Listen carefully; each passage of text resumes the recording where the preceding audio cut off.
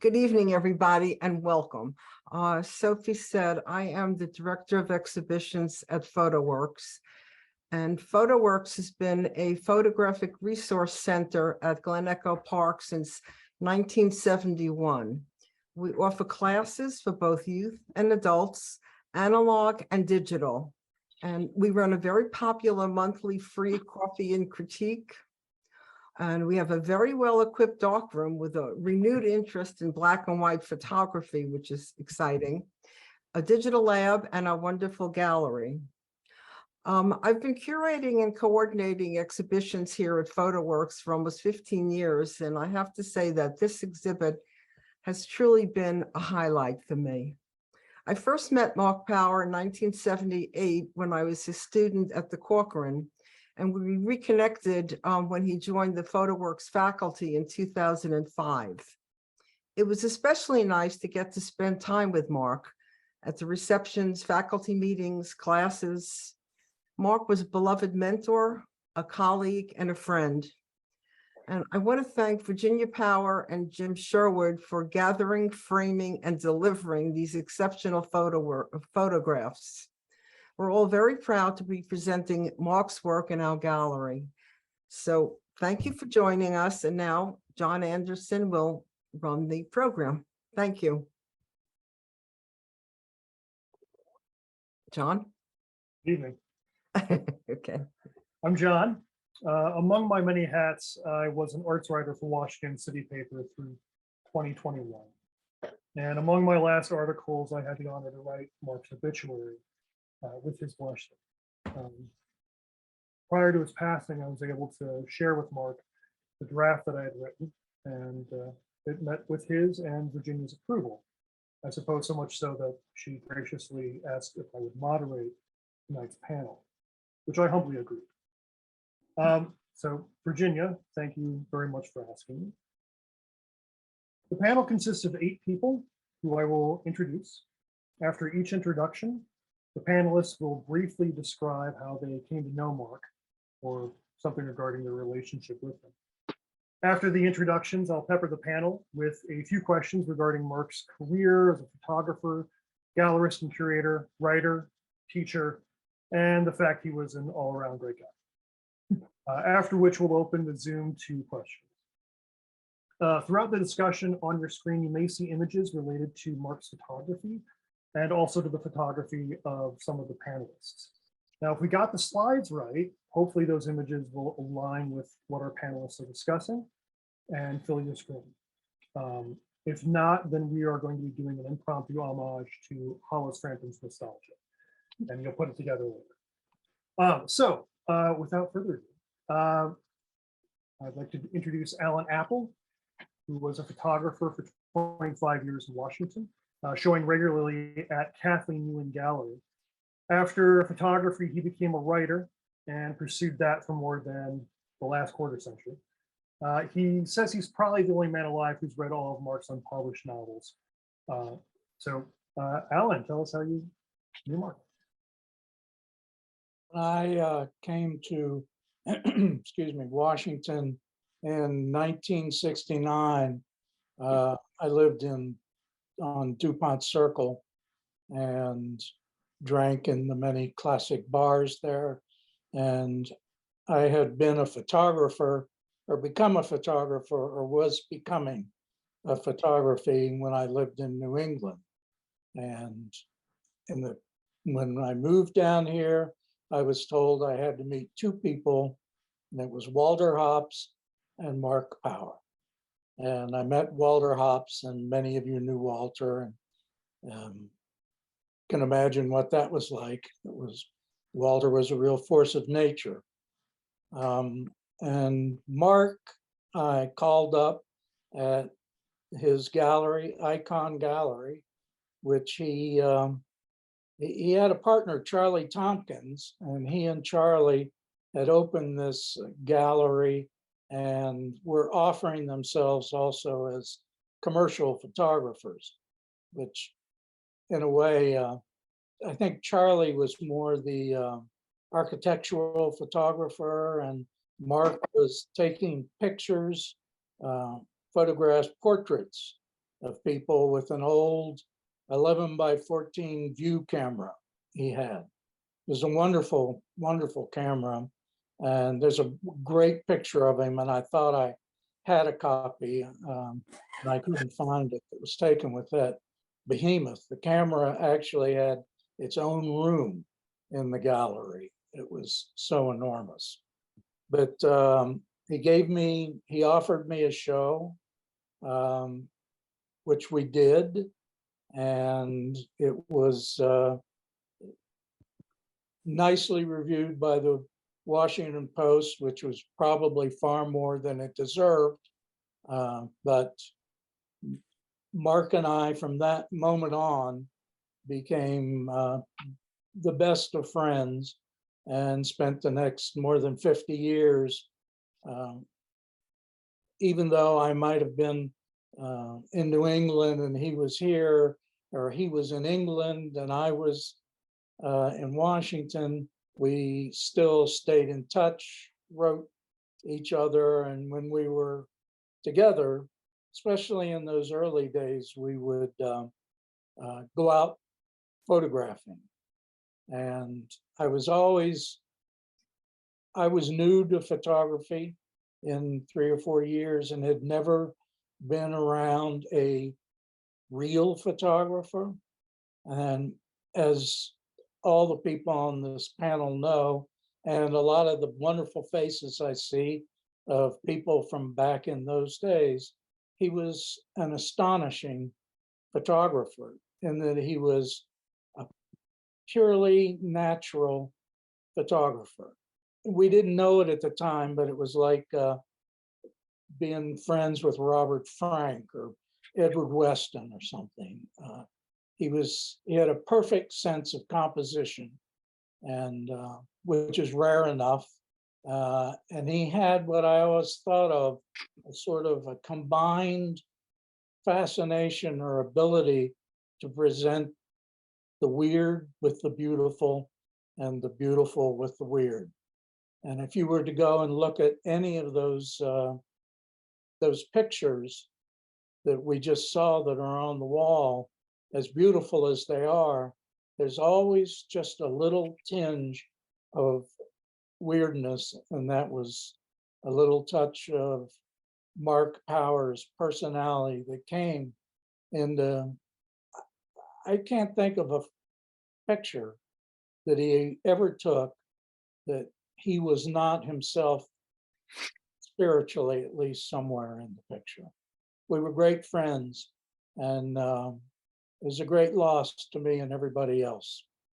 So, John, you with us? And unmute.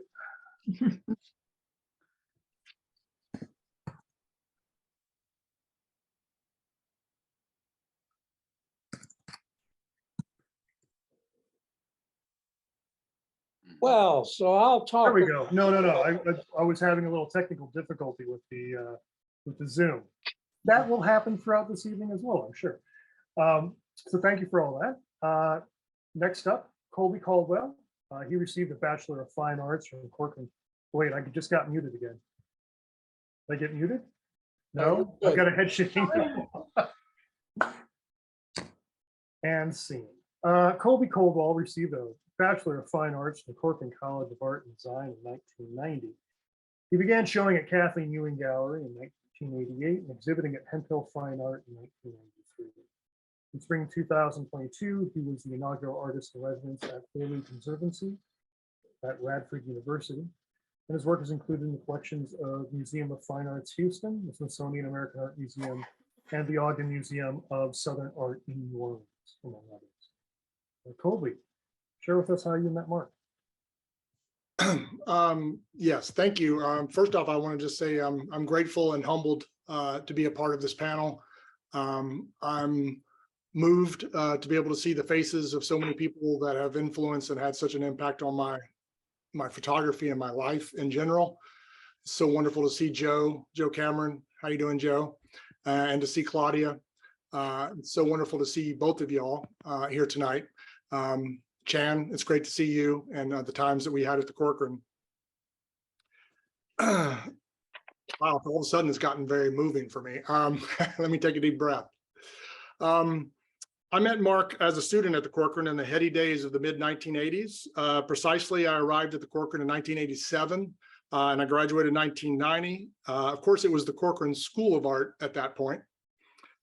He imparted a deep sense of craft in the darkroom and how to consider the photograph as an object, not just as a two-dimensional work on a piece of paper.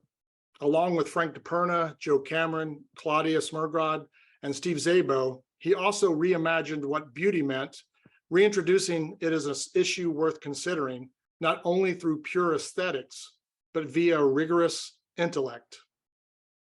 Once I graduated, he continued to be a mentor. He discussed his love of the large format view camera and its ability to capture super reality in congruence with its ability to abstracting actual objects. And I'm referring to the Family Bible series that he did at one point, and it was a series that he brought me out to the studio to share with me, and it's had a tremendous impact on my work, especially most recently. I've been thinking about that work a lot by making my new, more scanner-based work and thinking about how a hyper-reality actually creates a certain abstractness of objectness of work. Mark, Mark, along with Frank, Claudia, Joe, and Steve, continually remain so important to me on an everyday basis, thinking about how to live an artistic life, how to think about creativity within everydayness, and how to think about the camera as a vehicle for expression. I'm grateful to have been a student of Mark's, but I'm more grateful to have been able to be a colleague and a peer of Mark's at a certain point once I graduated. And if I could say one thing that has made such a beautiful impact on me and something that I've tried to emulate moving forward is that Mark never treated me as as a student per se. Once I graduated, he's treated me as an equal and as a peer and as someone to have a conversation with about photography and to share photographic exploration and experimentation in a way that always made me feel as if he was listening. And it's something that as I moved into my teaching situations, my capabilities of being sharing knowledge with other photographers is something I've always kept very close to me, and that Mark shared with me the idea of sharing knowledge and not necessarily teaching knowledge. And I'm very, very grateful for that. There's many other things I'd like to share about Mark, but I think I'll save those for my memories of Mark. That'll happen a little bit later. But again, I want to thank everyone for being here tonight and for sharing in Mark's memory, and as well as and Frank DePerna's memory too, as well, who've passed over the last couple of years. Thank you all. Thank you. Next up is Chow, who was born in Elanio, Burma. He has published 3 photography books: Burma, Something Went Wrong, Letter from PLF, and Echo. And he has a 4th title forthcoming called Two Places on Earth. His Burma portraits were featured in the 2002 Whitney Biennial. His photographs have been exhibited at Yancey Richardson Gallery in New York, G Fine Art in Washington, and Mark Moore Gallery in Santa Monica, California. And they are in the permanent collections of the Hirshhorn, the National Gallery of Art, the Whitney, the SF MoMA, and Lockwood, among many others. Jan, can you tell us how you came to know Mark? Yes, first, thanks everyone for coming, and thanks for inviting me. I first met Mark in my early 20s, very impressionable at the time. When I got a job at the Corcoran, I kind of consider Mark, kind of a guiding figure and a mentor. And I always looked forward to sharing my work. Like every weekend when I create new work, or every winter break or summer break, when I create new work, I always look forward to showing my work to Mark.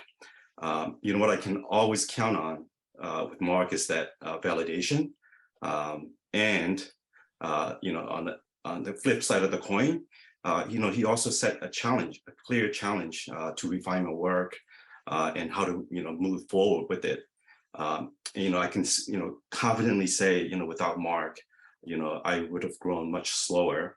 I wouldn't have been, who I am today. In addition to that, I think, when my photography started showing sign of maturity, he really advocated for my work, both within the community of Washington, D.C., but also outside of the community. Getting my works published in Photo Review.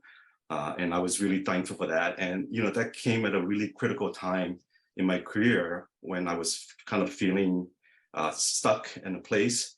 And, getting out of Washington was a really, really important step in my career path.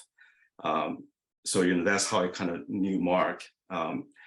As our relationship progressed, I think one of the things that I was really, really thankful for was that at some point, he really kind of acknowledged the fact that, we were equal.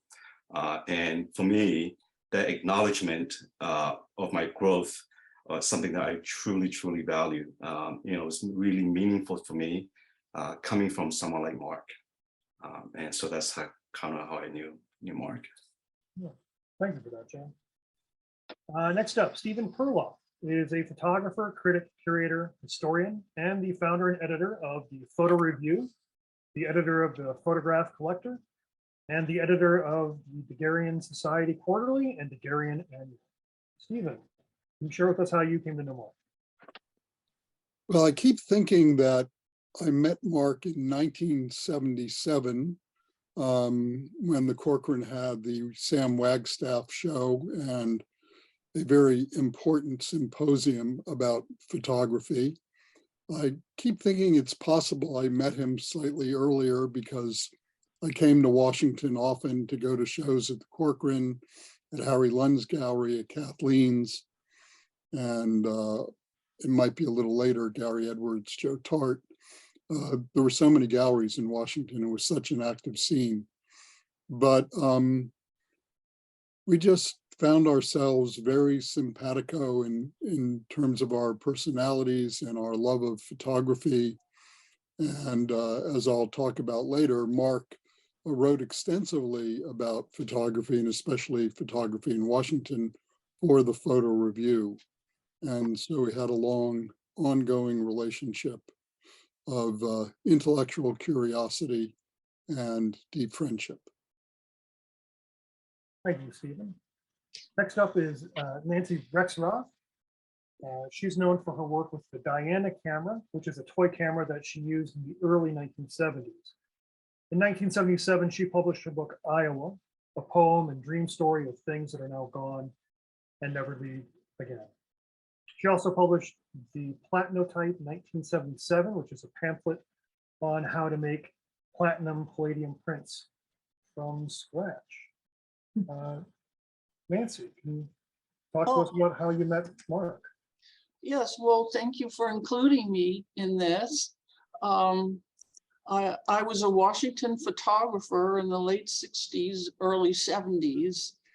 I think I'm different from most of the people on the panel because I really didn't see Mark that much, maybe 8 or 9 times. And I moved to Ohio within a year. So I was kind of out of the loop. But I remember Mark's gentle words, his calm voice. If you show that image of him, the self-portrait. I have it up. Pardon? I do have it up. Oh, I didn't see. Oh, You're not sharing the screen. Oh, thank you. Thank you. Yes. One thing, if you look at this photograph, his eyes are just radiating intelligence and sensitivity, sort of like Walt Whitman's, the photographs of Walt Whitman.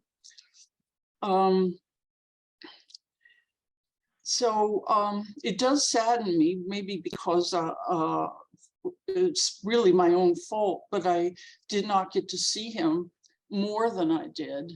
So I'm learning a whole lot by hearing others speak about him. So thank you. And apologies there, I may have had a little glitch in trying to share the screen. I don't know what was affected during that. All right. Moving on, Claudia Smigrod is Professor Emeritus from Corcoran College of Art and Design, where she taught for 34 years. She's currently the Edwin P. Conquest Visiting Chair of Humanities at the Virginia Military Institute since 2017. Claudia's work is in the permanent collections of the National Gallery of Art, the Smithsonian American Art Museum, the Library of Congress, the National Museum of Women in the Arts, and a whole bunch of others. October 28th, her exhibition Paper Light opens at the Anne Noland Edwards Gallery in the Togler Fine Arts Center at Christopher Newport University, and it runs through March 5th, 2023. Claudia, can you share with us how you met Mark? Yes, and thank you. First, I would like to join all the others and say what an honor it is. Thank you for including me in this panel. It means so much to me. Like so many others, one day I just walked into the Corcoran. I walked underneath those doors that say dedicated to art. And I smelled that smell of art school, that plasticine, and I was home. And I just stayed there like so many other people. And I had the good fortune, the very good fortune of working with Mark and Joe and Frank and Steve and Paul. I mean, it was just a golden time that I treasure tremendously, with Mark spearheading it, and I am grateful for it. So that's what I wanted to say. Thank you. Thank you. Next up, we have Shirley True, and she's been a fine art photographer since 1970. She taught at Northern Virginia Community College and American University, followed by 11 years teaching at the Corcoran School of Art, where she was a colleague of Mark's. But, I'll let her talk about how she first met Mark, which was a little early. Shirley?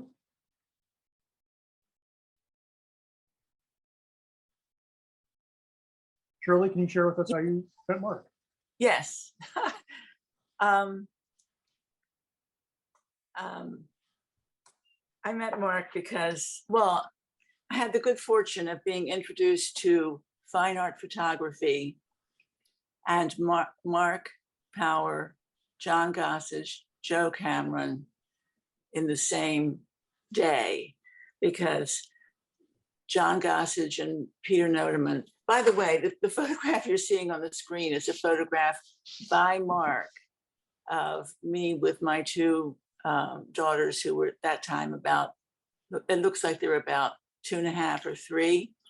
Mark and I had daughters that were the same age, so they were playmates. And Mark lived about 5 blocks from us. But meeting him, I met him. Could we have could we see people on the streets? Could we see the slide, people on the streets?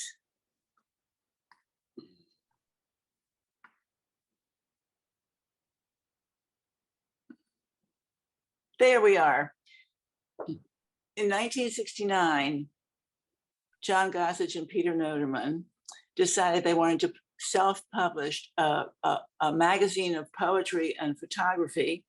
And they came to my then husband, Jim True, who was a graphics designer, and they asked Jim to design the magazine. So as a result of that, Jim had all of the photographs for this issue on desktops in his office. So I got to see the best of Washington photography at the same time. And if you have the next slide, it has a list of the photographers that are in this book. You can see that it included Joe Cameron, John Gossage, Barbara Hadley, Mark Power, and so forth. And here's a photograph that was of Mark's that was in, this is Mark's photograph that was in People on the Streets. So this was 1969. And then Mark and I lived within about 5 blocks of each other in Northwest DC.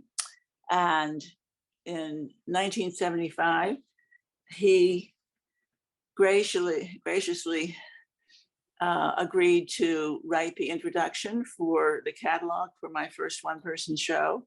And I was just very fortunate to know him. And I felt like I had been anointed by his introduction. And we became friends. I taught with him at the Corcoran. We became especially close after he came back from his 4-year stay in England. But that's how I met him. All right, thank you for sharing that. Finally, we have Marguerite Welch. She is a writer, photographer, book artist, and sailor who graduated with a degree in English literature from Mills College, as well as graduated from Corcoran's first class of BFA candidates in photography. She taught black and white photography and photographic history at Northern Virginia Community College, Old Dominion University, and the Corcoran School of Art. And her writing on photography has appeared in After Image, the Washington Review of the Arts, and the New Art Examiner. Marguerite, can you share with us how you came to know Mark? I would.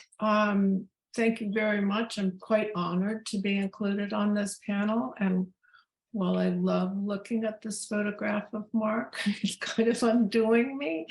I'm wondering if you could go to the slide of the photographic workshop.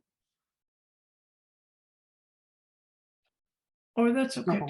It's up a ways. So. Yeah, it's number 7. Number 7. Okay, right. Okay. Well, I first met Mark in 1978 when I enrolled in a large format workshop that he was teaching at Murray's Ford Farm in Leesburg. I'm sure you all remember that beautiful place where he and Virginia lived. Since the workshop was being held on 5 sequential summer weekends, and I lived in Annapolis, Mark suggested that I bring my tent and my 7-year-old son and camp. One night, I set up my view camera and made an all-night exposure from the tent site overlooking Goose Creek. If you go down to the next photograph, we can see that. Thank you. On another occasion, Mark caught a huge carp from the creek and graciously invited us to have dinner. It was then that I fell in love with him, with Virginia, with photography, the farm, the dog Jack, and the whole wonderful family of Washington photographers. Seeing, from Mark's short essay, Working with the 8x10. Most of us start out thinking seeing is what photography is all about. Then, like everything else in life, it becomes clear that thinking and feeling is what's going on. Somehow, it became obvious to me that the less I see, the more I can think and feel about what I see. For a long time, my eyes lived a separate life from my head and my heart.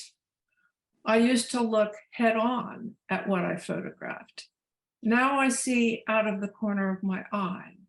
I photograph fleeting phantoms of peripheral vision. The 8x10 sees the only head-on look. It'll look as long as you want. Take a lunch break, a snooze, it'll keep on looking until you turn it off. It just, I remember so clearly the magic of hiding under that dark cloth and looking at that glowing, wonderful, magical world upside down. That's it. I'm so lucky to have met him. Thank you, Marguerite. So I think we want to take just a moment to kind of break from the outline as I talked about earlier. And we want to bring on James Sherwood if we could. Shirley, is James nearby? Yes, he's right here. He is the curator of the exhibition, and I'd like to invite him on to say a few words. And we'll also show a few images of Mark's while James talks. James? Thank you, John. Thank you, everybody. The exhibition celebrating the legacy, Mark L. Power, now on view at PhotoWorks, Glen Echo, showcases 33 photographic works, including fine prints in palladium, silver, and color. The photographs represent 5 decades of Mark's creative work. To many, he is considered the father of Washington photography.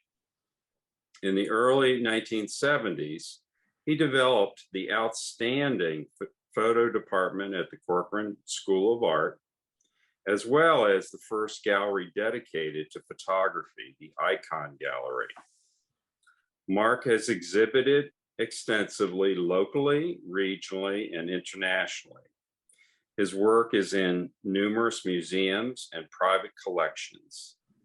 The show runs through November 13th. Virtually everyone volunteered their time and creativity to make this tribute a reality. Virginia Power and family are deeply appreciative of all who supported this long overdue tribute to Mark. I'd like to thank Karen Keating, Gail Rothstein, and Sophie McDowell with PhotoWorks for their assistance, Chris Lee for the video, and Carol Harrison for the catalog. The catalog, let's see, do we have a copy of it here? Here. The catalog, there are copies at the gallery, and it can also be ordered through blurb.com if you just search Celebrating the Legacy, Mark Power. And then just a personal note, Mark was my teacher, my colleague, and a dear friend. And I feel so honored to have had the opportunity to work on this exhibition. I miss you, Mark. I love you. Thank you. Thanks, James. Well, let's get on to the questions for the panel. So Alan and Shirley, you two knew Mark the longest. Alan, could you talk to us about those early days in the old Washington Gallery of Modern Art building? Those were Mark, Joe Cameron, and John Gossage were shared darkroom space on the top floor of the Washington Gallery of Modern Art. I twisted Mark's arm probably for 2 or 3 months till he couldn't take it anymore, and he put it to the others that I would share his darkroom, and the two of them shared the other darkroom. They graciously allowed me into the ranks, and it was great being able to share a darkroom with the master printer and the one who was teaching everybody else to print. And we did have words occasionally when he felt I wasn't keeping the fixer mixed and supplied in the bottles.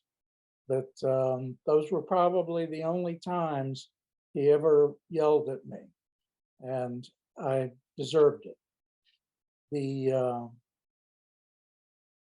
Shirley will talk to you about those days. They were really, my daughter, who's a photographer, gets sick of me talking about how wonderful it was, but it was really wonderful. Pretty much everybody stuck together. We all would go on the weekends, we'd go to the galleries and the museums, and everybody would photograph. Then you would print, and the next week you'd get together and show contact sheets and talk about what prints to make. And it really was a golden era. And I sound like a geezer, I'm sure, but I mean, can the rest of you all nod your heads? Not you youngsters, you weren't there yet, but it was really a wonderful golden time to be alive in a city that wasn't New York, which in ways was too bad, and in other ways was made it possible, being smaller, for everybody to know everybody else. And I can't think, there really were no real enemies at the time. It was great. And photographing with Mark was always interesting.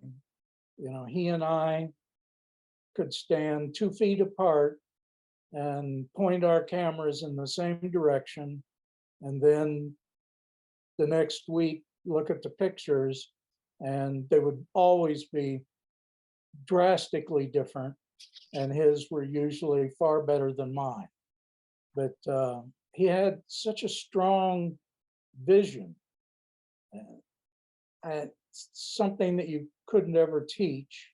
I think Mark could teach all the other stuff, but no one is really able to teach having an eye like he did. We all have, everybody here on this panel has a good eye, and everybody here is a good photographer, but he really was a fabulous photographer.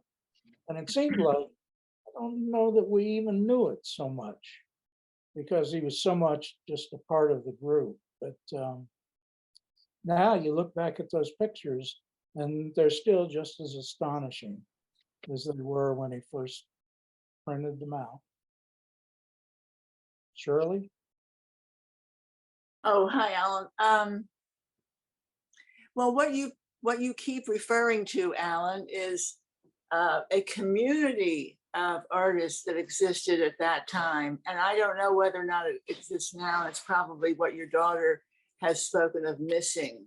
But in Washington, Mark Power was the center of the community of photographers that developed around him. He, as we have said, he started the first photo gallery that was exclusively to show photographs. I was privileged to show there. He invited me to show.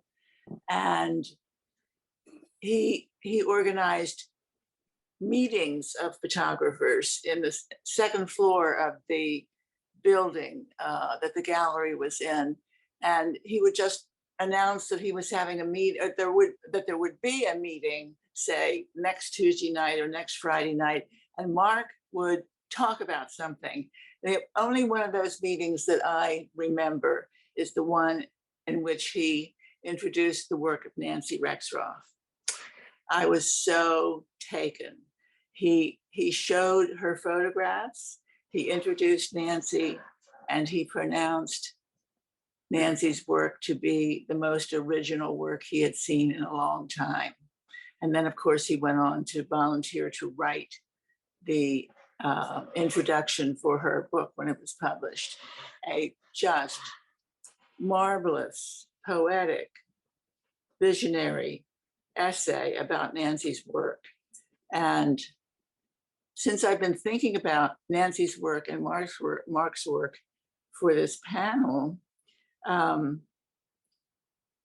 their approach was a lot alike in terms of photography, because Nancy, of course, used the Diana camera, which produced beautiful images, small, beautiful images, but they were blurred. They were frequently blurred, or they were mostly out of focus or in focus in the middle, but not around the edges. And Nancy has said that the Diana is a camera for feelings. And I think that's what Mark was photographing. He was photographing feelings. And we had a conversation not long before he passed about, well, I won't go into what it was about, except to say that in that conversation, he said that he did not care for the holy grail of edge acuity, otherwise known as sharpness. And if you look at his photographs, his photograph, he said he cared about the gestalt of the photograph rather than the detail. Oh, plenty of details, but he cared about the overall gestalt. And that's what you see in his work and in Nancy's work.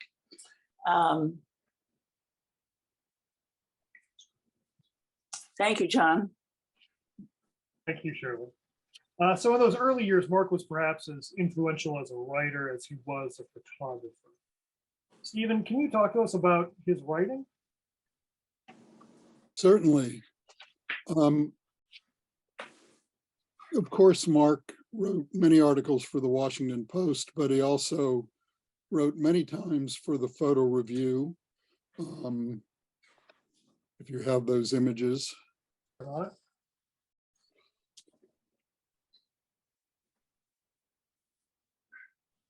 we go. Well, here's one of the early ones. He reviewed the show of the New York School, Jane Livingston's show at the Corcoran. And these are just opening pages, but they were extensive, really well-written and well-reasoned reviews. And we can go to the next. We also published a portfolio of Mark's work. He had so many extraordinary series. This one was called Biography of an Anonymous Woman. And you can cycle through those. And you can tell, you know, just by pairing these images, how extended meaning in his work and how there was emotion in every image. But one of the things that Mark and I had in common was our distaste for censorship. And as you recall, the Corcoran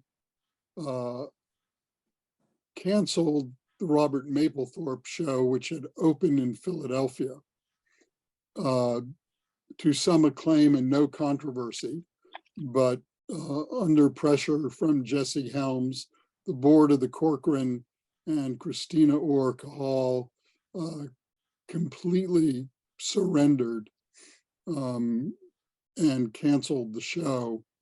It was really one of the darkest days in the life of any museum. And I would say it was the beginning of the end for the Corcoran.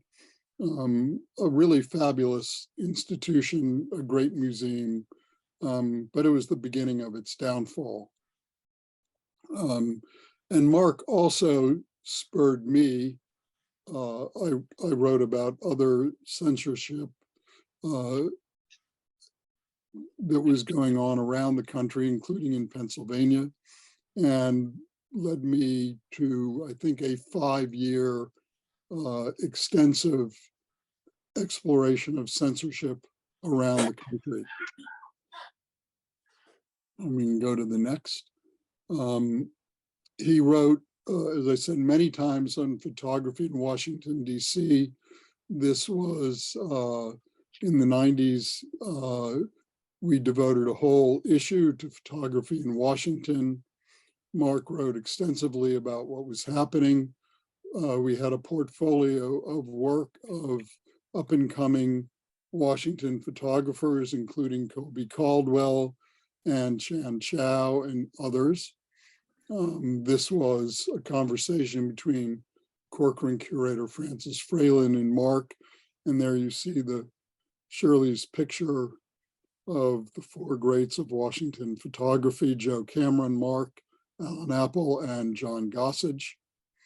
So Mark did a lot to promote and explain photography and really spread the word of what was going in Washington through the photo review and other places around the country, really around the world.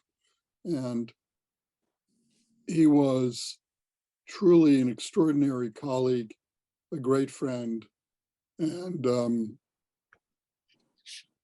I can never really do justice to the great impact he had, the great help he gave me in the photo review, including the photo review is at an annual competition.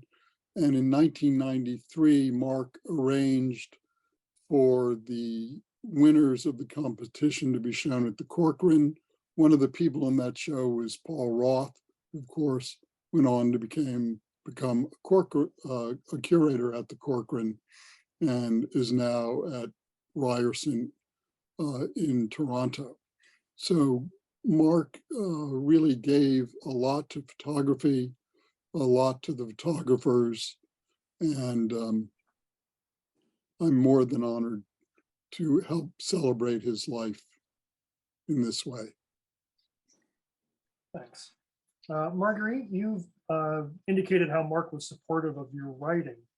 Can you share some of your experience with that? Right. Can we go to that crazy photograph of the first? There we go.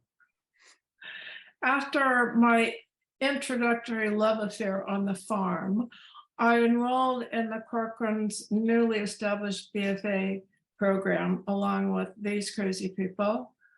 As a young mom and Navy wife recently immigrated from California, I was starved for intellectual and aesthetic stimulation of my student years. After being introduced to the magic of the darkroom by my sister, when I found the Corcoran, photography became my passion. Not only was I enamored with the silver image, but was fascinated by the history and the critical dialogue surrounding it. When I graduated 2 years later, the world of fine art photography was flourishing, and I grew along with it. Writing, teaching, exhibiting, and gallery going, with Mark always cheering me on in the sidelines.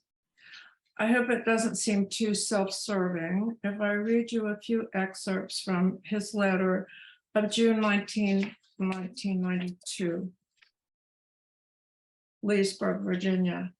Dear Marguerite, what a nice surprise to open the Washington Review and read such a cogent, perceptive piece of criticism.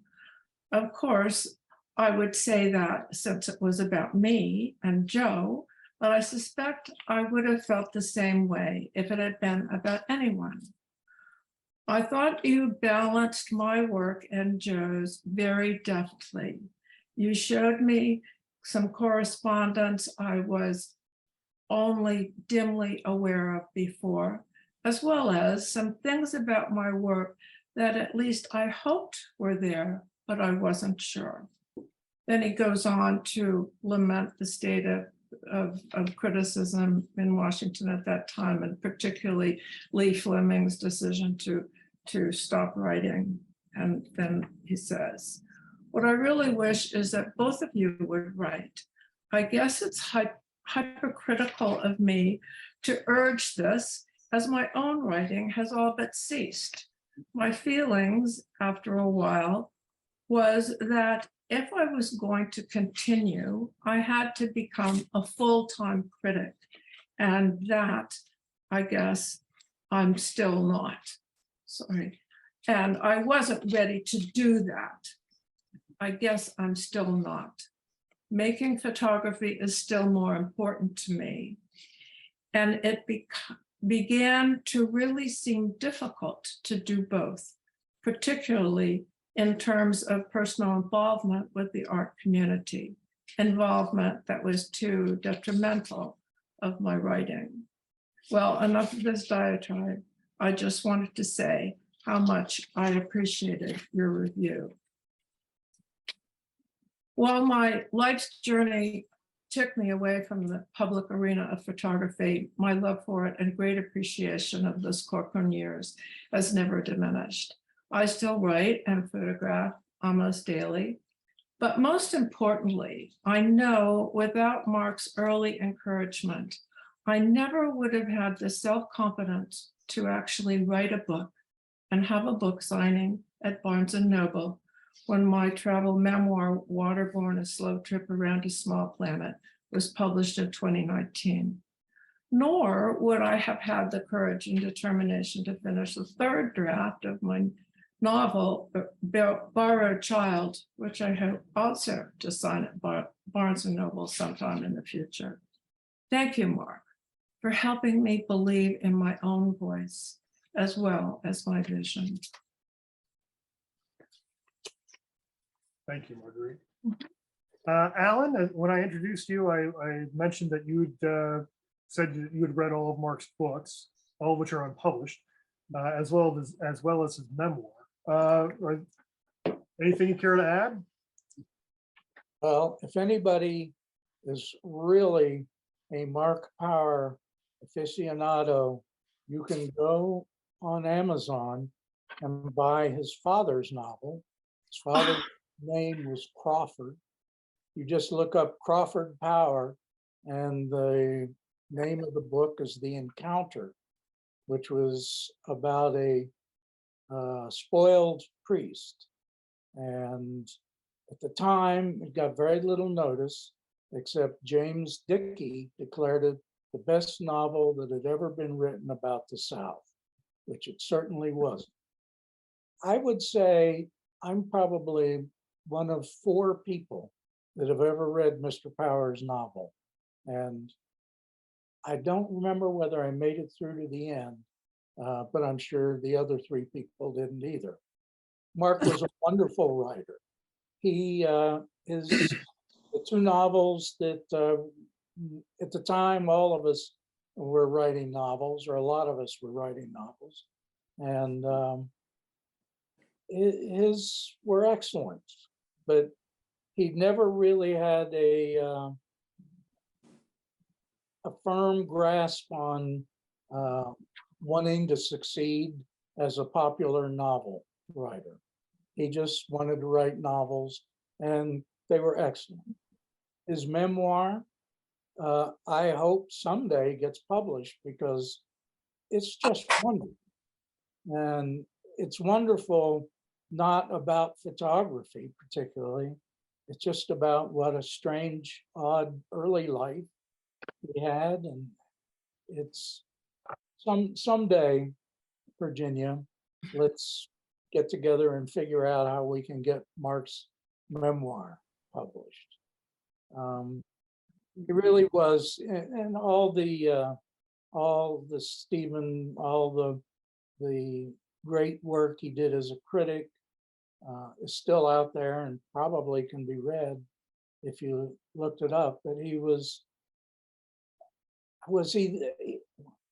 I had never thought, was he equal as a writer, as a photographer? Well, I don't think you can measure those 2 things, but he really was a wonderful writer, very artistic and totally uncompromising. He was uncompromising in his fiction, and he was uncompromising in his nonfiction. John, may I just say something about his books? Please do. The photographs at Glen Echo are from, Jim, what period? What years? They're Most are from the 70s and 80s. yes, okay. So most are from the 70s and 80s. And then about 15, well, it was in 2008 actually, that I discovered the Blurb self-publishing option online. And I made a little book, and it actually came and it had my pictures in it that I had designed. And I was so excited that I ran around showing it to all my neighbors. And then I called Jim Sherwood and Mark Power, and they both came over together the next day. And I showed them this little book made by Blurb. And in the past, in the last, I would say 15 to 20 years of, well, since 2008, I don't know how long that has been, but the last 15 years of Mark's life, he primarily created photo books, about 20 or 25 photo books that he self-published using Blurb. And if anyone wants to see his books, you just go online and key in Mark L. Power and also Mark Power. And you can look at his books, which are terrific, because some of his photographs, which are, actually, there are few prints of his photographs available, but you'll get to see all of his photographs by looking in his books. And as I said, there are about 15 to 20 to 25 of them, which you can access by going to Blurb online. You can order them as well. You can definitely order them as well. Thank you, Shirley. Well, since Mark's writing expanded beyond just criticism and memoir, Nancy, your work Iowa was the subject of Mark's writing. Can you talk to us about how that happened? Oh, yes. And I hope you don't mind if I do a little reading here. In 1975, Mark visited me at my rented house in Albany, Ohio. I don't remember whose idea it was, but he did come.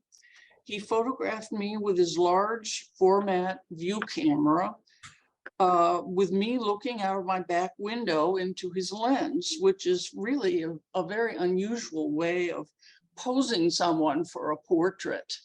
And I never saw it until a couple of years ago. He sent me a big print of it, and I was just astonished. Moving along, he visited me. We went into the countryside where I had photographed using my Diana camera. At one point, we saw where I had made an image of a bunch of turkeys for my book. The birds were long gone to the slaughter by the time we saw the farm where they had lived. So Mark went back. It was an overnight. A few months after the visit, Mark sent me his writing about my Diana work, 4 pages. I hadn't known that he was going to write something. It was an astonishing piece of writing, really a work of art in itself. It was highly poetic. As I read this writing, bells were ringing. And I was reading what would become the introduction to my book, Iowa, a year later. So what he did was he basically described what I was doing with my Diana camera, things that I had not realized about my work. It was pretty incredible. And if you think about it, it's almost one of the best gifts that you can give someone, is being understood. Mm-hmm. And so he sort of supported me throughout the years. I'll read you a fairly short paragraph of his writing in that introduction about my work. Iowa in Ohio. In these photographs, time is always on the move. Sunlight is caught in the act of creeping. Dreams pause in the midst of unfolding. Rexroth does it all with tones and shapes. Her pictures evoke instead of explain. Occasionally, a person swims by, her mother, her Aunt Martha. They seem either in the act of flying or disappearing. Sometimes the light's so liquid in her photographs, it looks as though she poured it from a pitcher. So yes, over the years, there was kind of quirky get-togethers with Mark, and one suddenly I was online and Mark was there. Someone had written a list of women photographers who were important, and I was not included. So Mark went into this group and he said, "You really need to have her work there along with Diane Arbus. It's worth it." And later on, even a couple of years back on Facebook, at Halloween, I love to publish all these grotesque photographs that people have made using masks and things like that. And, but he supported me. People were really, a lot of them were just shocked and didn't understand what I was doing. And he just said, "Well, you just love to push the envelope and make them more and more unpleasant to look at." And that's what I was doing. So that was, he was an incredible person. And I'm very pleased that I was asked to be part of this. And I want to tell Shirley, thank you for including me with Mark. And yes, I think that is true. There were feelings in every photograph that he made. There was no conceptual stuff going on. It was from the gut. So thank you. Thanks, Nancy.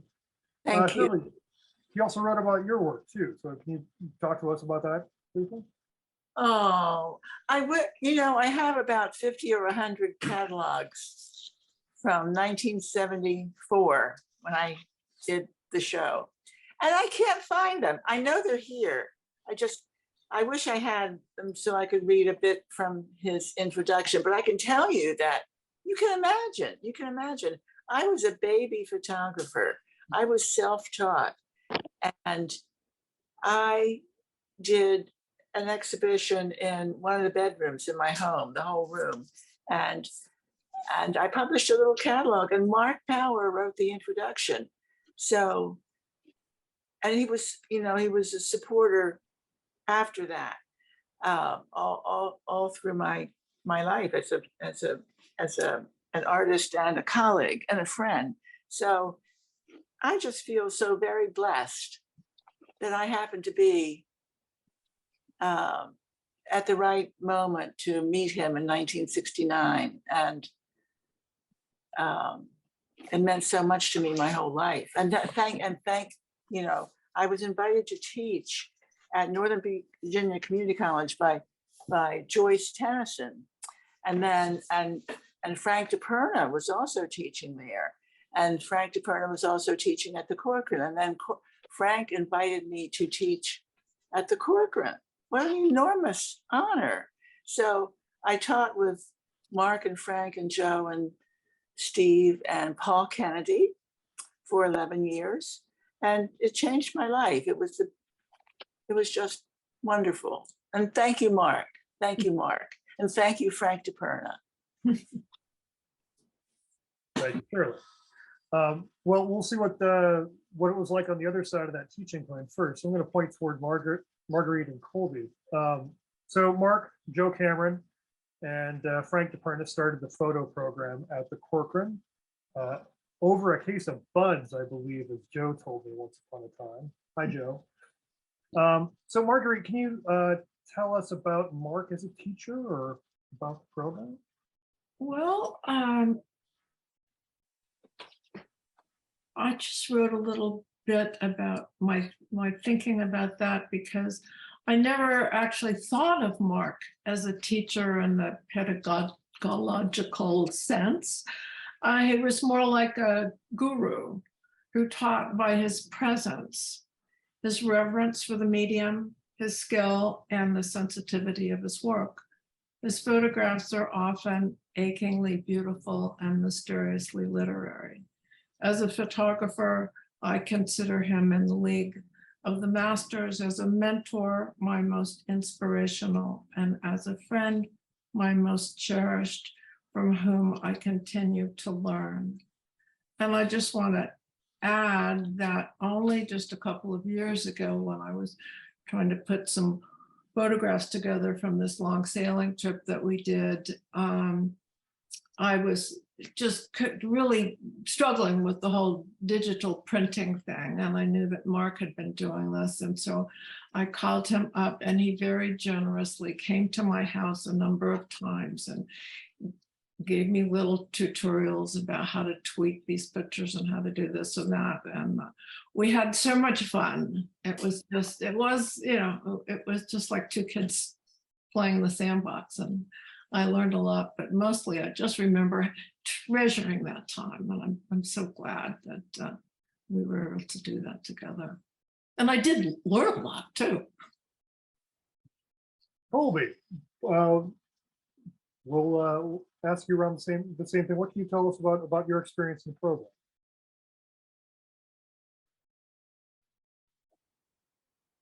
Oh, Colby is muted. Sophie, can you unmute Colby? There we go. Can you hear me? Yep. I hear you now. Thank you. Wow. This is obviously,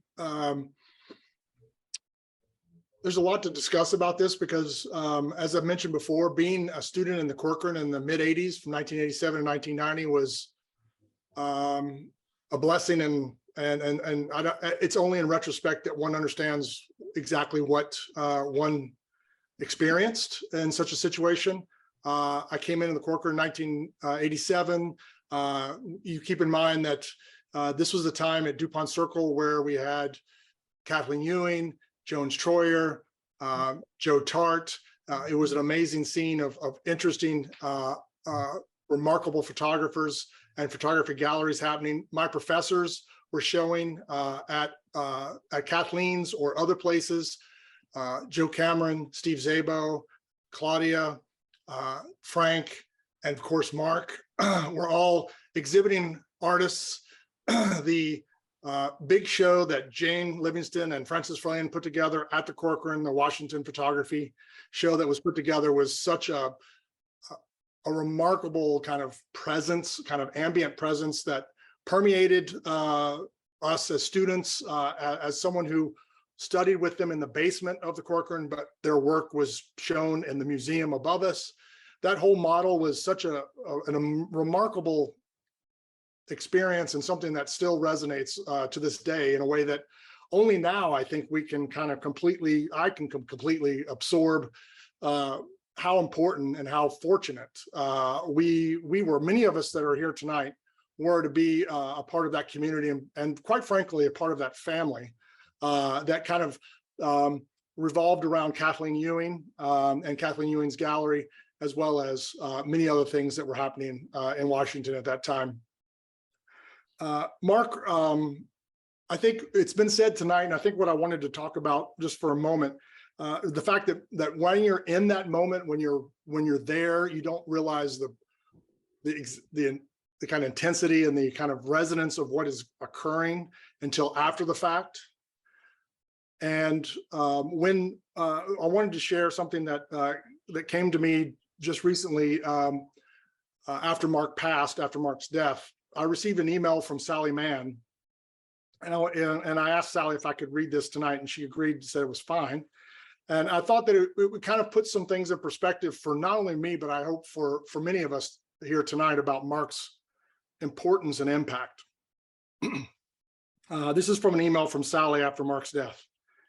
I saw that picture of Joe Mills, and that's the one you're looking at now on the screen. I saw that picture of Joe Mills in the article today, and it brought back such a rush of memories. That picture was where it all started for me. I hope somebody pulls together some of Mark's work. I am sorry to lose him. For me, that moment where Sally acknowledges that picture was where it all started for me is something I hope that we all can kind of take a moment and just realize what Mark's importance was and what Mark's relevance was, that may have not been seen or has been professed as it should be in the history of what's happened in American photography post Robert Frank. I don't know if I'm certainly not capable at this very moment to state that, but I think it's important to hear someone like Sally Mann, make it clear that that picture was where it all started for them.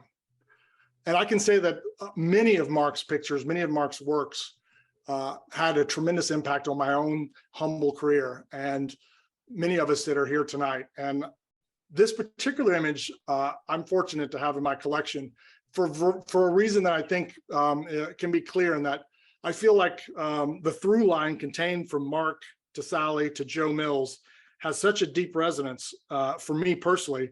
It constitutes a series of investigations by each of them into how photography can be a vessel, a conduit for making tangible the interior workings of one's photographic processes. Mark's memory lives not only in my own nostalgic reveries of the past and my fertile Corcoran experiences, but also in the present via the many artists whose work bears his influence. His wry, mischievous take on all things beautiful reminds me to question what I see and to process it through photography's remarkable ability to make wonder out of curiosity. And if there's one thing that I always remember about Mark is one, his mischievous flicker in his eyes when talking and telling stories and thinking about photography and thinking about what photography's capabilities was and could be. And also his ability to truly make wonder out of curiosity, to make something transcend the mundanity, the mundaneness of a hammock in a backyard and create an image that transcends that moment into something that can resonate not only as an image to stand alone, but also resonate with several generations of photographers that come after that. This image from 1976 of Joe Mills, who has been a great friend, a tremendous mentor, and someone who I've learned so much from, to have a picture of Joe by Mark that influenced Sally, to me is just a tremendous testament to what Mark's capabilities and power was as, no pun intended, as a photographer and as a thinker and as a colleague, and most importantly, as a friend. I'm very moved and humbled again to be able to share my experiences with Mark and the Washington community that is present here tonight. Claudia, my first solo show was with you at Kathleen, 1988-89, when I was still a student, and you treated me as a photographer, not as a student. Joe, I visited your studio so many times post-graduation and learned so much from you and from your curiosity and from your experimentation and from your abilities to transcend the materiality that was given to photography. Chan, your friendship, your kind of presence at the Corcoran post my graduation, and in the way that you kind of moved through that still resonates for me. I'm just so grateful and thankful for this time. And I really feel like Mark and Frank and Steve and Claudia and Joe, of course, had so much power on a certain generation of photographers that I'm so grateful to be a part of. So thank you. Thanks, Colby. So Chan, I'm gonna sort of redirect the idea toward you, but I know you weren't a student. You'd mentioned how Mark was supportive of your work as a new photographer in Washington. I think we heard Stephen mention about the article. So I was wondering if you could talk a little bit about that experience, about how Mark was supportive of your work at an early time in Washington. And although I can't see if it on my screen, Sophie, Chan might still be muted. Can you unmute Chan, please? Okay, thank you, John. Let's see. Can you actually kind of quick rephrase the question, please? Oh yeah, you'd mentioned earlier how Mark was supportive of your career when you were first starting at the Corcoran. I mean, you weren't a student, you were staff, but and Stephen had mentioned the article where Mark had mentioned your work. So I was wondering if you could just talk about those early days of being a photographer in Washington and how beneficial it was to be, I guess, to receive support from Mark. Yeah, you know, I think it's pretty. I think it's pretty amazing. I mean, I think it's want to echo. I think what most people have said already. You know, I think Mark just had a way of communicating. You know, what he sees in front of his camp. I mean, what he sees in front of him. And I think, you know, sometimes he points out things that you don't know. You know, like I think Nancy kind of pointed that out. And I always like the idea, you know, of processing what he said afterward. And you know. And once I processed it, you know, I think it was pretty obvious that, you know, there was both encouragement component, but also a challenging component. And I also like the fact that, you know, I was very lucky that, you know, being his colleague, co-worker, not part of the class environment, that I was able to spend like one-on-one time with him. And I was always pretty amazed at how generous of, of a person he was. Because I kind of remember, you know, he traveled really far to, come into the Corcoran on his teaching days. So I kind of know everybody's schedule at the time, you know, when Joe was teaching, when Claudia was teaching, you know, when Mark and Frank were teaching. And I always kind of made a mental note, you know, say, okay, when, you know, this is Thursday and Mark's going to be here. And I'm going to prep some of my photographs. And I really value that one-on-one time. And, you know, and he really was, you know, able to articulate something that I did, but didn't really put it together. And essentially, I think, you know, again, it's just being validating, you know, element and, you know, encouraging element. It was a really good balance for me, and I really grew with that. And not only that, but, you know, he really, you know, promoted and advocated for my work. And I think, you know, I want to kind of thank Stephen Perloff as well. You know, that step was a pretty big step for me in my growth. You know, I was kind of on the edge, like, you know, what am I doing? Point in my career. And when, you know, when this photo review came along, it just kind of really pushed me, you know, a little bit further, you know, ahead, and really energized me. And I'm really appreciative, you know, both Mark and Stephen for that. Thanks, Jan. So thinking about Mark as a colleague at the Corcoran, Claudia, you had a long time collegial relationship with Mark, as well as friendship. Can you give us some insight on what he was like as a colleague at the Corcoran? Well, you know, it's just an amazing time, just like tonight is. And like someone else said, when you're living it, you're not really thinking about it. But in no particular order. I mean, Mark started the program and then brought in Joe and then Frank and then Steve and Paul. And you know, it didn't just happen. I mean, it happened because all of those people made it happen. And they established the Corcoran as a destination for, you know, art schools, at least for me, as someone who is, I think of myself as sort of art school born and bred, you know, from the world of non-joiners, from the world of outsiders, you wind up at an art school where you have, all of a sudden, it's not that you're an insider, but you have a creative community. And that's what Mark and the others continued to build and live their lives.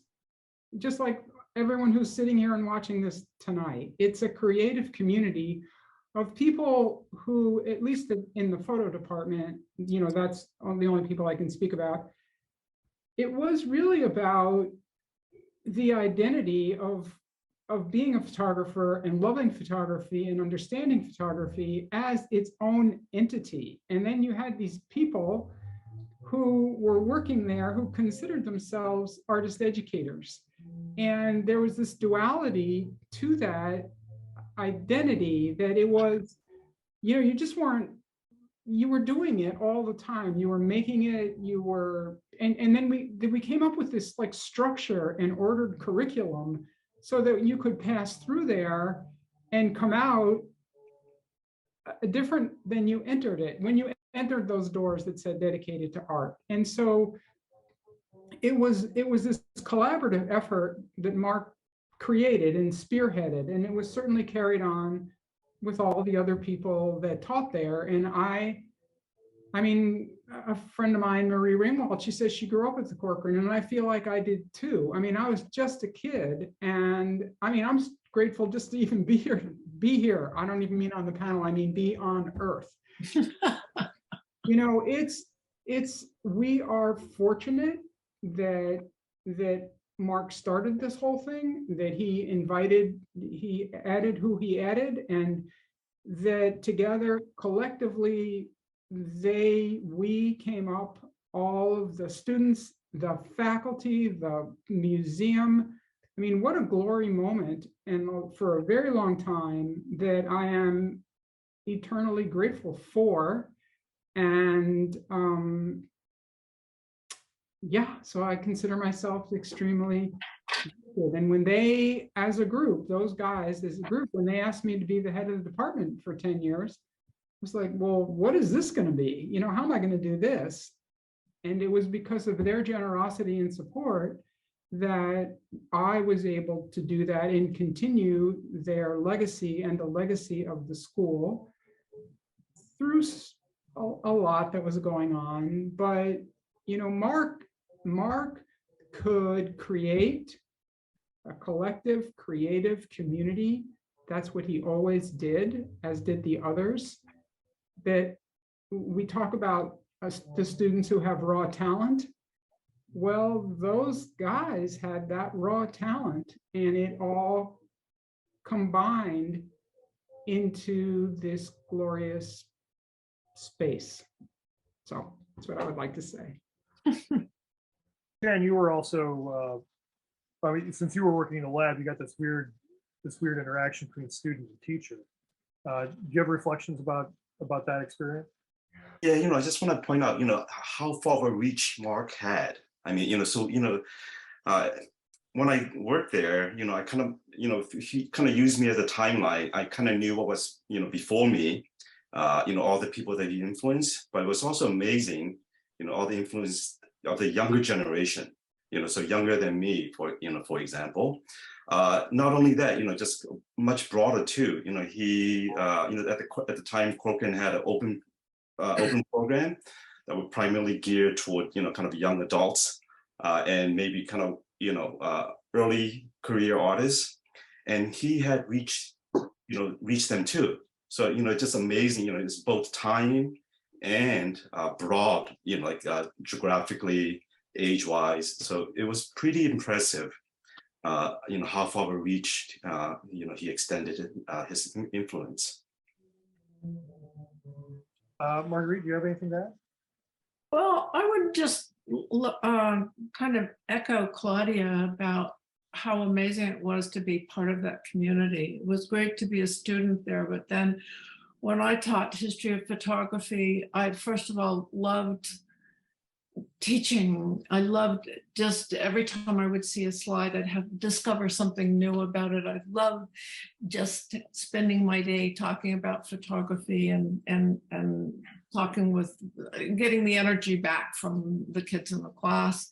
But what I really loved was feeling a part of that community. It really was, it just felt like home. It felt like I was in the right place. And all of those guys, as Claudia calls them, were also generous and so much fun. And I learned so much from all of them about teaching as well as everything else. So I'm very grateful for the experience. Thanks. And actually, Claudia, returning to you, you had mentioned something about like before our panel started tonight about some film roles you recently found. You want to talk about that for a second? Yes, thank you.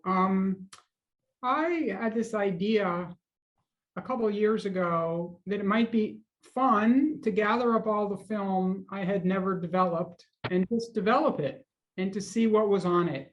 I didn't know what any of it was.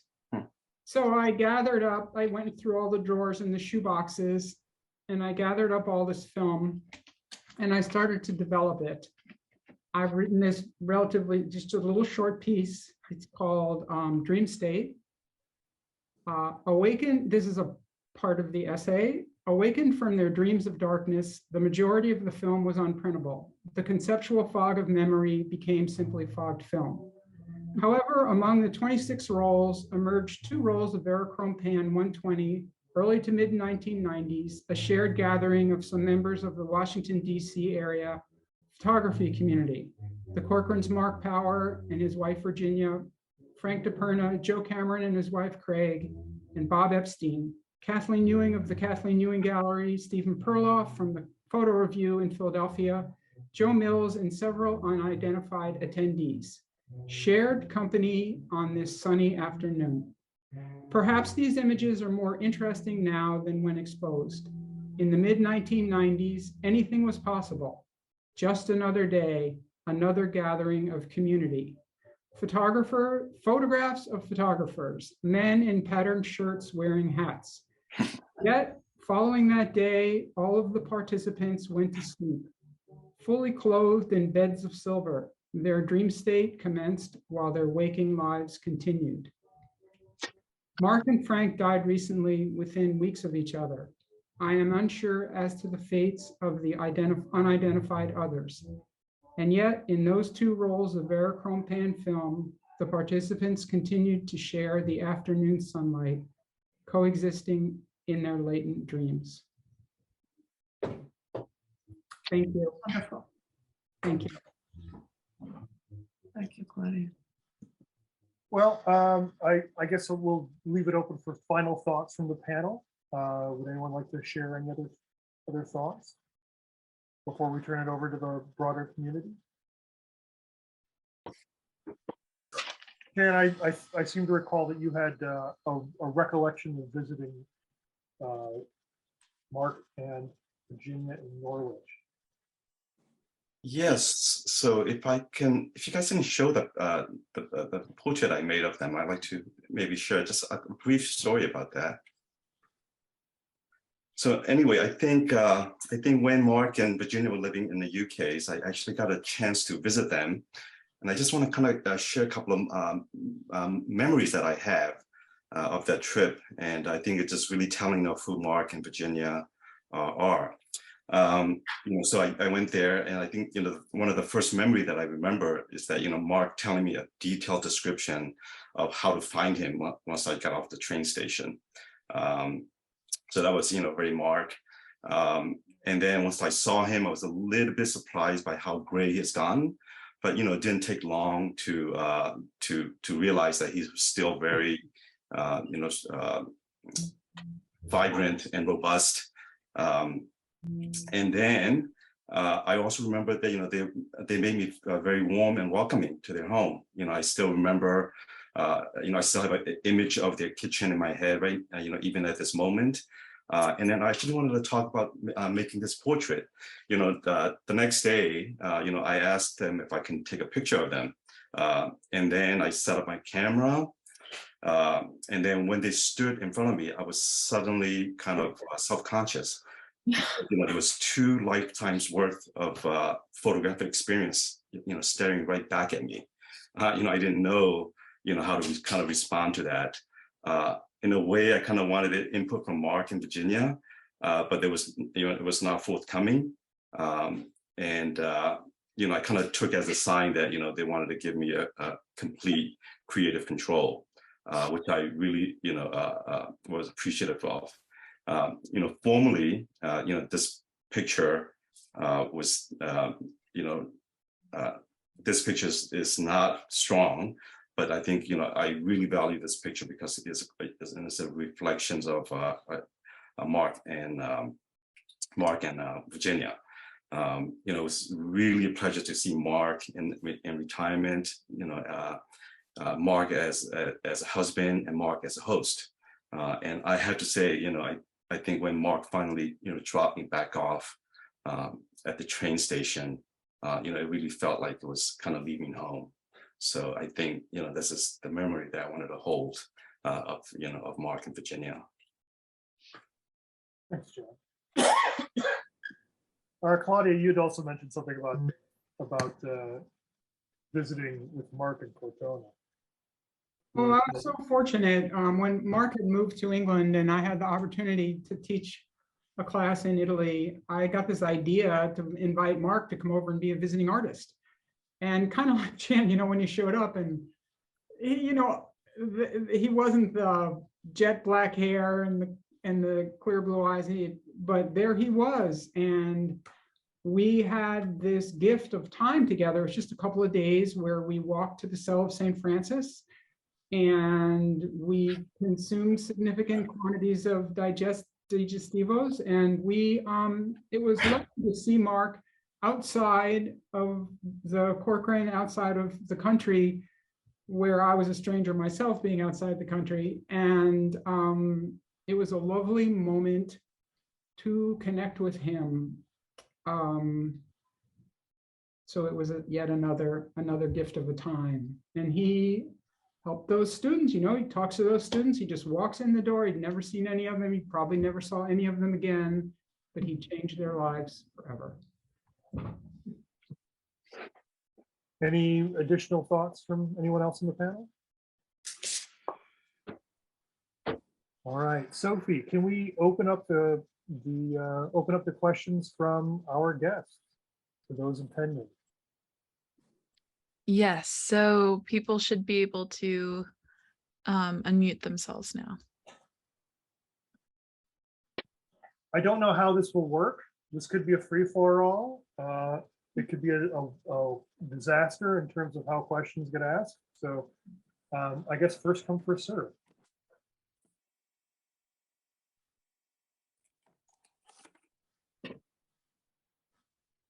John Christie here. Can you hear me okay? We have an echo going on, but I think if we get a chance to talk over it after you ask a question, we'll be able to fix that. I just wanted to say something about Mark's enormous generosity. And several of you have spoken of it, and the way he had contributed to anything he saw in your work, or something probably many times something you never thought about. But I am, and in his writing when he was in England, this may have started before he went to England, but he went on a project of going through his library and picking out photography books and doing reviews of the photography books and posting the results on his website. These were just wonderful things to read, like the rest of his writing. And I hope most of you got to see at least some of that. That what was on his website might still be available through Sheila's husband, who did the website that he used when he was in England. But Mark was a great friend, one of the best friends in my life.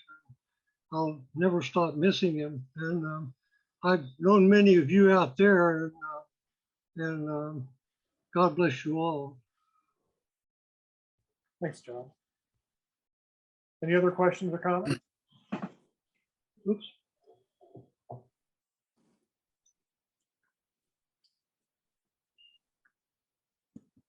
Yeah, this is Ken Ashton. Hi, Ken. What do you have to say? Hello, everybody. It's good to see everybody's face, even though I've seen some of you recently. I have a brief story. I used to work at the Corcoran. I started in 1990. It was my first day was Christina Oracle Hall's last day. So after the whole fiasco happened, I showed up. And I really didn't know the community that I was stepping into. As a museum technician, I didn't have any affiliation with the school.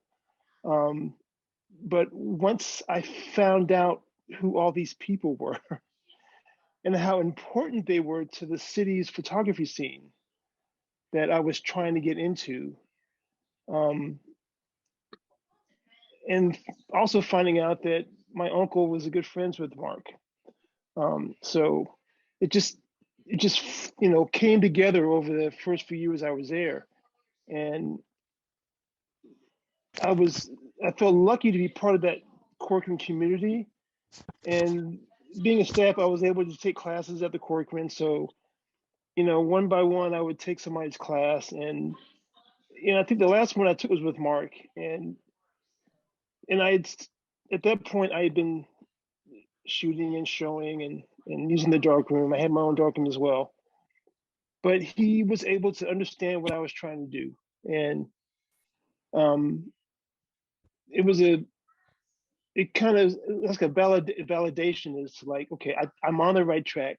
If Mark says that I'm doing something right, then I must be doing something right. And it was just, I was there for 23 years, well after Mark had left, and a lot of other folks. So, but it was a really big opportunity that I just happened to step into. So that's all I have to say. Thanks. Thanks, Ken. But any other comments or questions? Yeah. How y'all doing tonight? My name's Hey, Don. Don. Here. Hey, how's everybody doing? Just great, Don. A lot of people have shared ideas about Mark's photography. When I first went to the Corcoran, which was a second year program, I'm a Vietnam vet, and I think Mark, having been a vet, and I connected on that level as well as on an artistic level. And I always appreciated Mark for him kind of welcoming me back to the United States. And we had, over the years, shared our stories. And beyond all the photography and what I owe Mark as a mentor, but not only as a mentor, as a friend, is that over the years, Mark and I have become fishing buddies. And for me, that is the hardest thing about losing Mark right now. I love Mark's photography, and he once described my work as phantasmagorical. And as we look at Mark's work, I see that word in just about all of his photographs.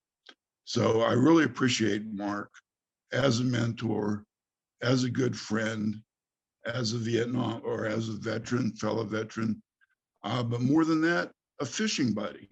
And Alan, can you hear me out there, Alan Appel? And How you doing? And Alan Appel as well.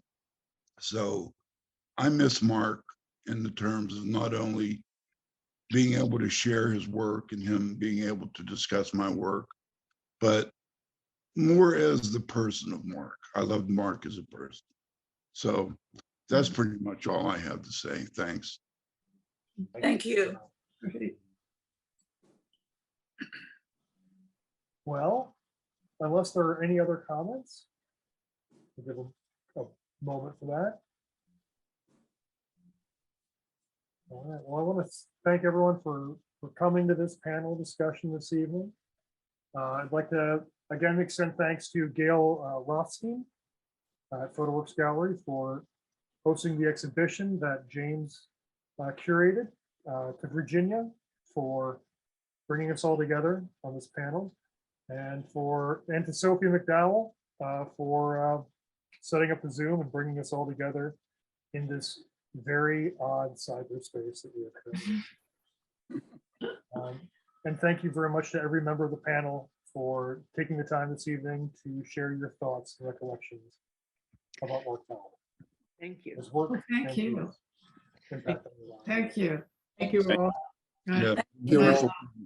We just had a request actually to go through one last time, go through the slideshow Sure. in order. So I think I might share that one more time. Just give me one moment.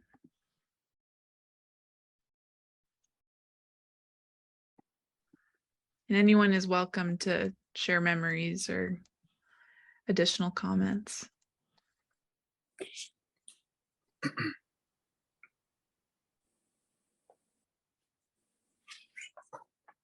Don, Yes, this is James.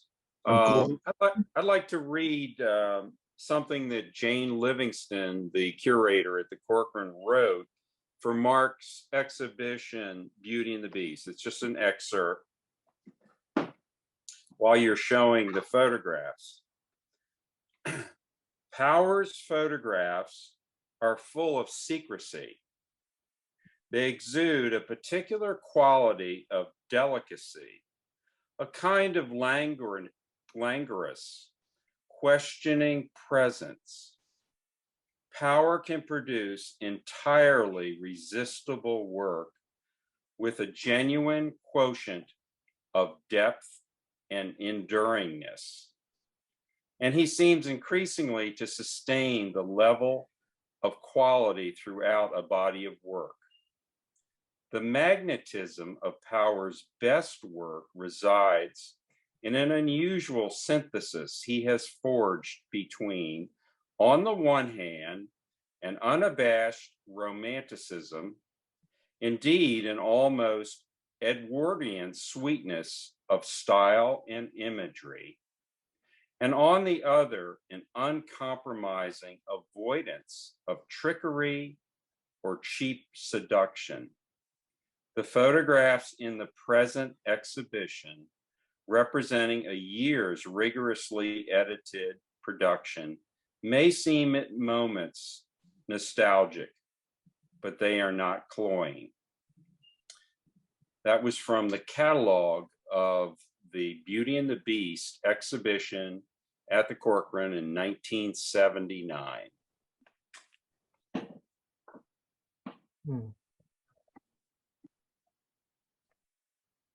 That's my little baby girl there. She's the one that became a photographer. So she may be Mark's oldest student.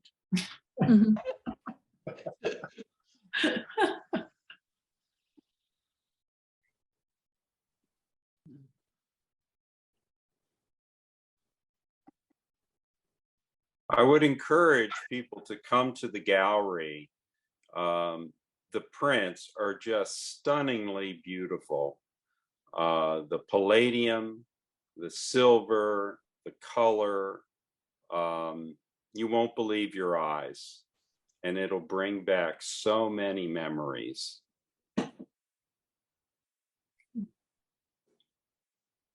And I want to thank everyone for attending tonight. This was a terrific group, a terrific panel, and it was just very, very moving for me and just delightful to honor Mark. So, and my name is Rothschild, not Rothstein. Oh my gosh, I'm sorry. I mistranscribed that, I think. Jim.